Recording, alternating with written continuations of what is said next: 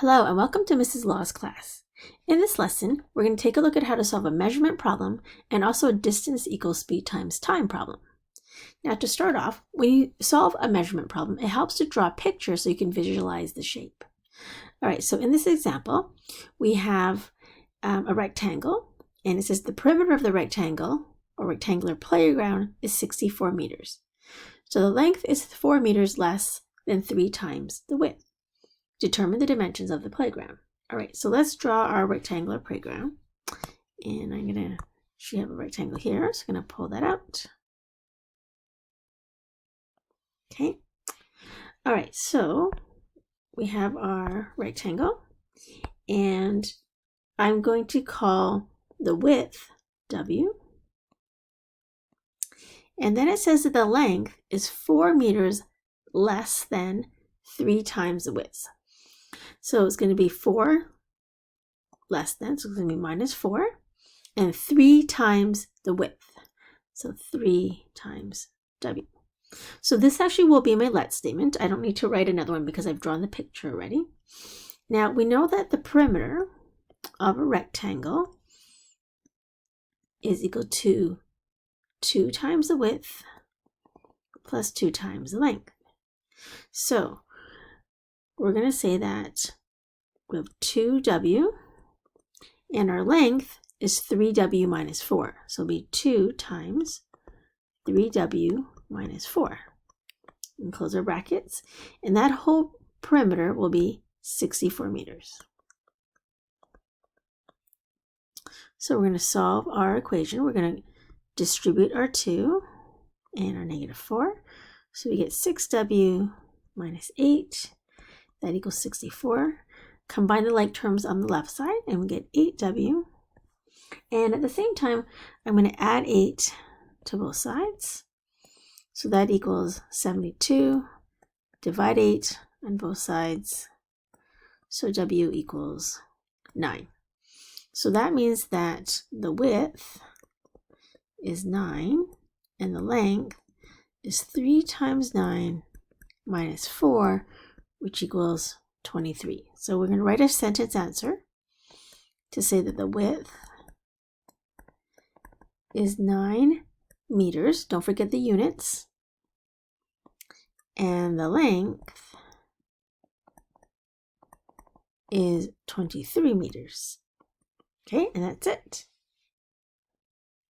So with any shape, always draw the shape and then label the side lengths so that will help you to determine what you're looking for.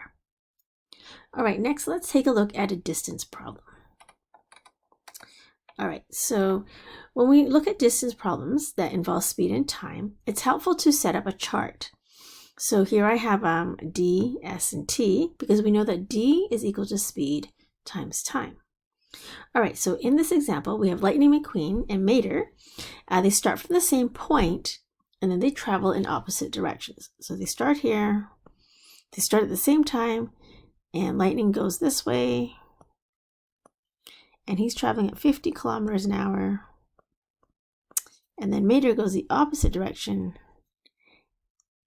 and he travels at 40 kilometers per hour. Okay, so after how many hours will they be 450 kilometers apart? All right, so we know that distance is equal to speed times time. So I'm going to draw that on the top of my chart. All right, so let's fill in the information that's obvious. We have this 50 kilometers for Lightning and 40 kilometers per hour for Mater. So that's their speed. So it's going to be 50 and 40.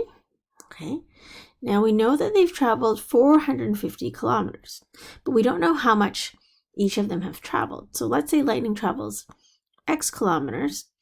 Well, then that means that Mater traveled 450 minus X kilometers. Now, to get our time, we can see that time, if we rearrange our formula, it is equal to D divided by S, or distance divided by speed. Now, why am I using this? Because they start at the same point and they travel in opposite directions. So after how many hours will will they be 450 kilometers apart? So we know that they've traveled the same amount of time. So time is important, and we don't want to just write t. What we're going to do is we're going to say that lightning traveled d divided by s. So in this case, it's going to be x divided by 50. And Mater will be 450 minus x, because that's his distance divided by his speed, which is 40. And we know that these two times are equal because they start at the same point, and after the same amount of time, they will be 450 kilometers apart. So therefore, our equation, we're going to write x divided by 50 is equal to 450 minus x divided by 40. All right, so what we're going to do is, some of you like to call it cross multiplying, or what we can say is that we're multiplying both sides by the lowest common denominator. And we know that the denominator is, well, we don't know what the lowest is, but we know that we can times by 50 and 40, because that is what the denominator is.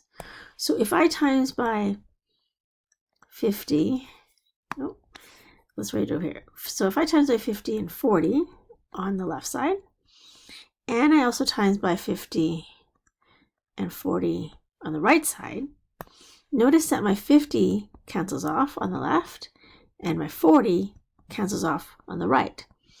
So what we're left with is 40x on the left, and on the right, we have that 50, which I'm going to move to the front, and times that by 450 minus x. So this is why we think of it as cross multiplying, because it looks like we went x times 40, which is the left side, and then 50 times 450 minus x on the right. Okay, so we're going to expand our bracket by using the distributive property. So 50 times 450 is 22,500. And then we're going to multiply 50 times negative x. So that's minus 50x. We're going to add 50x to both sides. So we get 90x equals 22,500. And then you're going to divide by 90 on both sides. Or you can really think of it as just dividing by 9. And you can do long division if you need to. And you're going to get 250. So what does that stand for? Well, that is our distance. But the question's actually asking after how many hours. Okay. So what we need to do is we need to plug this into our time. Okay. So I'm going to use a different color here so we can see this. So we're going to plug in 250 for x.